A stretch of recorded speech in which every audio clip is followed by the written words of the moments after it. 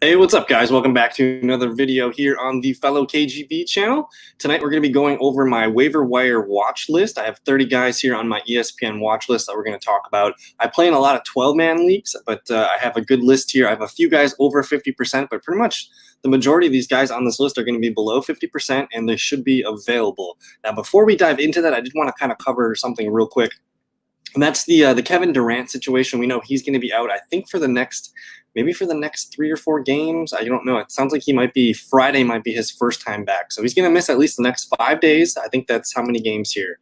Looks like 2 games for sure, and we'll see about this game on Saturday here. But for sure, 2 games without Kevin Durant on the 9th and the 10th. And the guy that I think I would consider adding that would probably get the biggest boost might be Jeff Green, who's already playing about 30 minutes per game in the last 7 days. He's a pretty solid fantasy player. His numbers have been down lately, but he did have a really nice run kind of mid-January there of a lot of 20-point games. He had a blow-up game for about 42. So Jeff Green, someone to kind of just file away here. But now let's get into the waiver wire watch list here. I have 4 guys here above 50%. I think the one guy that should be owned in pretty much most leagues is going to be Anthony Edwards. He's been scoring more consistently of late here. He's been on a really nice run since the end of January as well. So he's been scoring at a pretty high clip. He's got a really high floor. He's starting to kind of fill out the rebounds, the assists, and he's also chipping in the steals and the blocks. So he's getting consistent minutes over the last 7 days compared to his season stats. All of his numbers are up except the steals, which is really close. And then his turnovers are down as well. So the rookie shooting guard, small forward for the Minnesota Timberwolves is playing really good ball. He's about 60% owned, and in the last 7 days, he's averaging almost 20 points per game. So he's the number one guy that I think he's probably not available in your league, again, 60%, but there's a small chance. You got Eric Gordon here. I know he's day-to-day. He's not playing tonight. But man, he's about 55% owned, and he's been playing some really good ball. He's been scoring at a high clip. He's playing a lot of minutes. And again, you talk about a player in his last 7 days compared to his season stats, the majority of his numbers are up across the board. So keep an eye on Eric Gordon. He's not playing tonight, but there's a good chance I think he plays. Let's see here. Where did the schedule go? Why did they move that? Good chance he plays tomorrow night against New Orleans. So we'll go back to the stats here. Let me filter by percent rostered. There we go. So Josh Richardson's going to be our 3rd guy here. He's averaging 27.1 points in the last 7 days, about 52% owned. And let's just take a look at some of the numbers here. Now his floor is, probably somewhere in this 14 to 16 point range, which you can survive as long as he's getting these 33s and these 39s. So he was out of the lineup for a little while here towards the end of January, but he's been inserted right back and he's getting a lot of minutes. So I do like the production here. He seems pretty consistent. He's averaging over 21 fantasy points on the season. So he's a pretty safe guy to put out there on your floor. If you're playing in a 12-man league, you just want a guy that's over 20 points as your worst player. Really good bet for him there. Now, Norman Powell, we've covered him, I think, probably the last 2 waiver wire shows, and he still continues to be under-owned. He's about 51.1% owned, and he's seen a spike of about 23.4% upwards here. And he's continuing to play really, really well. He's been one of the best scorers for the Raptors. We know OG Anunoby and Siakam have kind of had their injuries. And I think OG Anunoby is still going to be out for a handful of games this week. So you see Norman Powell, man, looks like the last 7 games, he did miss 2 games, but in his last actual 7 games, he's been playing really, really well. He's averaging 22.6 on the season, but in the last 7 days, he's averaging almost 32 points per game. So Norman Powell towards the top of the list, I think. You got Lou Williams here, who's under 50% owned, and I don't really get why. He's a little bit inconsistent, but he's still one of the best scorers. I think, some people maybe got frustrated with this 4, this 9, and this 9, but he's kind of peaking again here with 3 really good games in a row. He's been dishing out assists. He's getting steals on a regular basis here. He just put up 38.25, 28.23. So if he kind of, keeps hanging around those kind of games, I think you're going to be pretty happy. Over the last 7 days compared to his season stats, all of his numbers are up across the board. And that includes turnovers. But Lou Williams is playing some good ball right now. He's our 5th guy on the list. Bobby Portis. We haven't talked much about Bobby Portis on this waiver wire show this year. But the man's averaging 25 points per game on the year, he's position ranked number 12 at the PF center position here. And if you just hang tight, he's not going to get like really consistent minutes. You see lows of 13, highs of 24. He's kind of in this wide range. It really depends on the game flow for Milwaukee. But if you can kind of just be okay with the 10 or 14 every now and then, he's going to go off for one of these 40-pointers or a couple, mid-20s and things like that. So I do like Bobby Portis. He's actually pretty consistent if you just look at him on a weekly basis. He's if he plays 3 or 4 games, good chance he's going to end up getting you 80-plus points within those 3 games. And one of those games, hopefully, he pops off. So Bobby Portis, someone to definitely keep an eye on. I like how he's been playing. We have Kevin Huerter on the list here. He is, again, I guess now that we're under 50%, I just talked about Lou Williams, Bobby Portis. These guys are under 50%. There's a good chance that they're available. And now we're looking at Kevin Huerter, shooting guard, small forward for the Atlanta Hawks, averaging about 24.5 points on the season, and he's under 42% owned, and he is starting to play much better ball. You see the points are back up here. He's on a nice 3-game streak here of solid scoring. The assists a couple games ago, he had 10 assists. He's actually playing much better this year than he did in his rookie season, where he was just much more of a scorer, not so much of an other stat kind of guy. But he's really chipping in on the steals this year. He's also just pitching in rebounds and assists. So I like the ability to just throw him out there. And he's got a pretty high floor. You see 19, 18, 18, 20. The 11 games kind of a throwaway, but he's actually playing some really good ball. And then you look at the last 7 days again compared to his season stats. I love looking for these. The guy that's playing at his best right now, that's what I want on my team off the waiver wire. And all of his numbers are up. Every single number that you see here is better. I guess the rebounds are close, but Kevin Huerter, he's playing really good. We know DeAndre Hunter is out for a while. Who knows when we'll see him back? So Kevin Huerter is a starter for the young Atlanta Hawks team. We have Evika Zubach. I still don't know if it's Zubach or Zubach. I hear Zubach a lot on national TV. But here's a guy who's actually starting to play pretty well and get more minutes here too. You see, again, the last 7 days compared to the season stats, points and rebounds are up, steals are up a tad, blocks are up a tad, assists, down about half an assist. But he's playing some pretty good ball lately. He's got, 2 double-doubles in the last 3 games. He's getting steals and blocks every now and then too. If you need a big guy for the week, this one could be a really nice spot. He's averaging 20 points on the season, but in the last 7 days, he's up to 25 points. So that's pretty fun. But I think if you need center, again, still my number 1 center available is probably going to be Cody Zeller. He's, for some reason, he's under 37% owned, and he's averaging 27 points on the season. You look at some of the numbers here for Zeller. Ever since he kind of got his feet wet back in his first game back here on the 22nd, the man's this has been one of the best centers for fantasy. He's averaging a really good clip here. He's a good scorer. He's a good rebounder. He can also pass the ball pretty well, and he's also very pesky in the steals and the blocks. So I love getting Cody Zeller.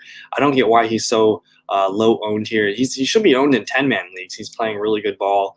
Next, we have Justin Holliday, shooting guard, small forward. He just continues to just get minutes. He'll pop off in scoring every now and then, but he's very consistent with the rebounds, the assists, and then the steals. If you get 3 points for a steal, you're loving this, and the fact that he can also chip in some blocks. So he's one of the more well-rounded shooting guards that you could add here. So Justin Holliday, as long as he continues to play a lot of minutes, I mean, you look at his last 7 days, all of his numbers are up.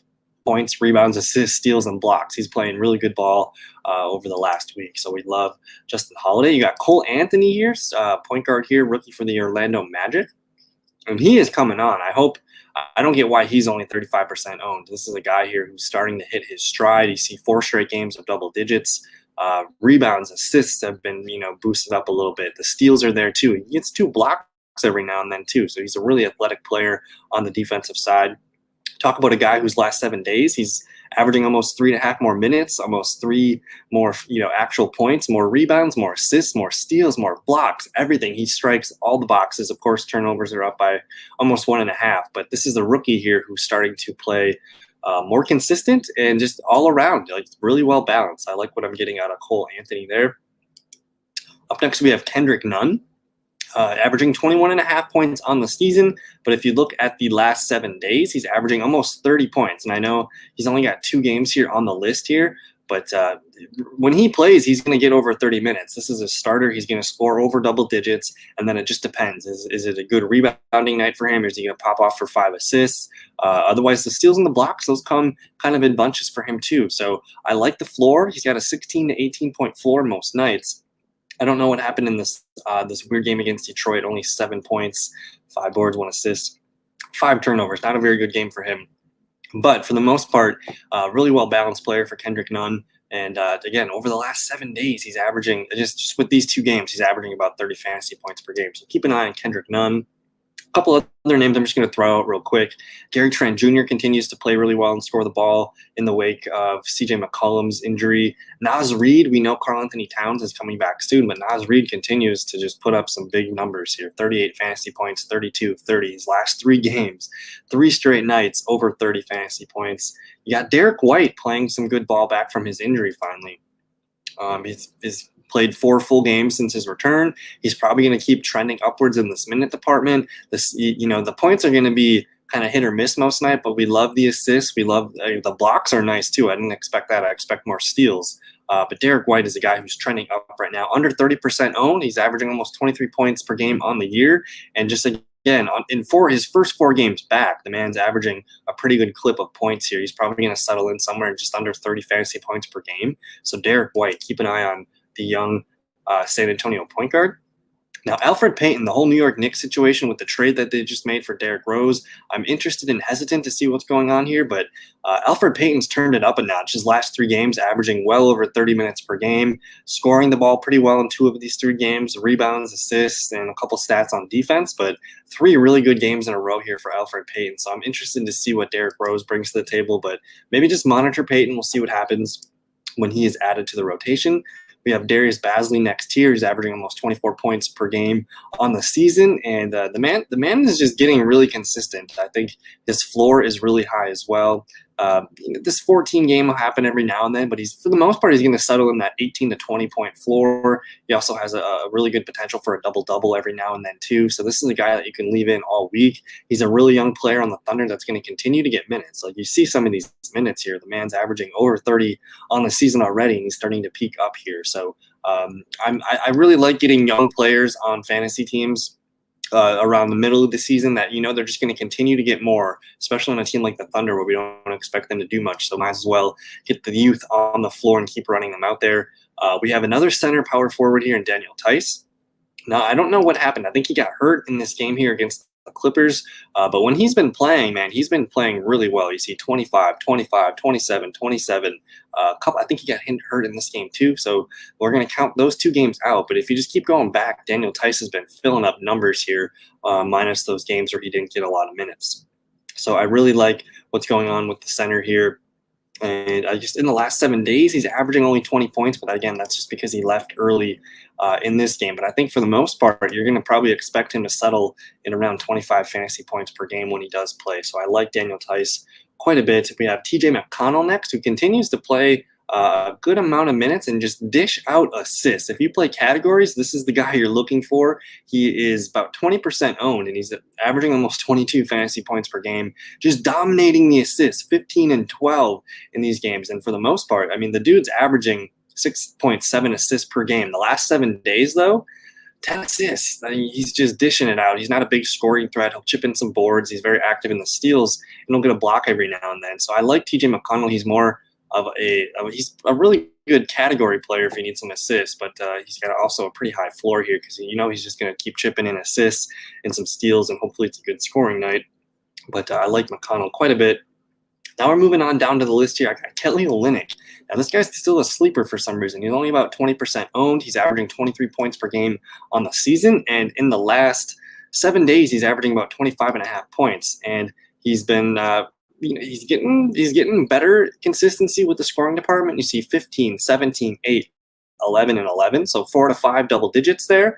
The rebounds kind of come and go in bunches. I'd like him to see, to settle somewhere in, the 6 to 8 per game range. But you look at his last 5 games, he's well over 20 fantasy points per game, starting to hit his stride a little bit there. So I like Kelly Olynyk as a really he's free, basically 20% owned. You can just plug him in there as your worst player, and I think you're playing pretty well there. You got Hamidou Diallo, who's been peaking Also with the Oklahoma City Thunder, I like getting some of these young guys that got nothing to lose. His scoring has been really consistent of late. You can see the stats there. He's going to rotate with rebounds and assists. You see the 10 assists, the 9 rebounds. He kind of blows up in certain areas, 6 and 4s. But he's also very active in the steals department, so I like getting the 3 points there. But a guy who's going to be consistently a double-digit scorer, and on any given night he can get the rebounds or the assists and just add some steals and some blocks. You're looking at a pretty good player here. He's averaging 23.2 points on the season, and he's averaging almost 30 points in the last 7 days. You see some of the big numbers here. The last 4 games have been really nice. So Diallo is definitely worth an add. Now, I have Tyus Jones on the list. We like the Memphis Grizzlies because they have a lot of guys who are useful for fantasy. And Tyus Jones isn't going to get a lot of minutes. You see he's kind of settling in around 22 minutes per game. But his points are up, his rebounds are up, his assists are up. Steals are kind of, a little bit down. But for the most part, with Ja Morant back, Tyus Jones continues to be fantasy relevant. And he's less than 20% owned, so I don't get it. He can be your worst player on your team. You just kind of get through some of these 16.75 games. But, man, he's not going to have too many games where he gets 1 assist. It was nice that he got the 7 rebounds. So I really expect him to kind of settle in somewhere around the 6 assists per game. And hopefully he can continue scoring. He's a pretty good bench option for the Grizzlies. So we'll see him continue to play well. Veteran Paul Millsap averaging about 20 points. I don't love Paul Millsap. He's more one of those guys that you can add for a night or two. But for the most part, if you look at him on a week's basis, if he gets 4 games, there's a good chance he's going to get you 70 to 80 points. So he's a safe ad. He's not an exciting ad, but he can get you 20 points if you need to on a given night. Another veteran, Derek Favors, Favors is actually peaking. He's had 5 really good games in a row. The minutes are going to be low, but he's getting a lot out of minutes, and the blocks have been trending upwards there. And then here we go with Lauri Markkanen out for the next 2 to 4 weeks with a shoulder injury. This is the guy that you want. So I'm very excited about our guy Patrick Williams here, and he's just been scoring better. You see 5 straight games of double digits. He had a double-double the other night here. He's never going to get a lot of assists. The steals are starting to come along now. I like the attention with the blocks lately. This is just, again, another rookie player here who's going to be continuing. As long as Markkanen's out for the next 2 to 4 weeks, you're going to see Patrick Williams play a lot. You see 33, 34, 32 minutes in the last 3 games. This is probably one of the best ads of the week here, the small forward for the Chicago Bulls. And then my next favorite ad probably for the week is going to be Josh Jackson. This is the guy here who he started off the season pretty hot, and he got injured, and then he kind of had to battle through to get back into the starting lineup. But all of a sudden, he's getting the minutes again. He's putting up a good amount of points. You see 28 and 22. He's going to chip in all the stats as well here. So this is a really well-rounded player. You look at his last 4 games, 45, 22, 32, 29. Josh Jackson is starting to fill it out here. And he's probably averaging the most points per game in the last 7 days on this list. So he's about 33 points per game last 7 days. Definitely check him out. And then Jacob Poeltl, because Demarcus Aldridge is going to be out for a little bit here. And this is a guy that if you need him just for a game or for the week, you got a good chance at getting 60 to 80 points, hopefully average around 20. That's his season average right now. But if you look at his last 7 days, all of his stats are up pretty much. Specifically the rebounds and the points. Those are the 2 big ones, but the blocks are up as well. Assists and steals, you're not really playing him to get those numbers, but he can assist the ball. He gets some 3s and some 4s in there. So Poeltl is a pretty good center option. And then I'm just going to shout out Josh Hart and Xavier Tillman and Juan Toscano Anderson. Now, if we just filter these guys by the last 7 days, let's see who rises to the top again. Some of my favorites, Josh Jackson, Cody Zeller, Bobby Portis, Norman Powell, Eric Gordon. There's Justin Holliday, Cole Anthony, Hamidou Diallo. So a lot of interesting names here on the list. I'm looking for Patrick Williams. So he's only about 26.1, but again, he's going to be playing a lot more over the next 2 to 4 weeks. So he's more of a long-term play.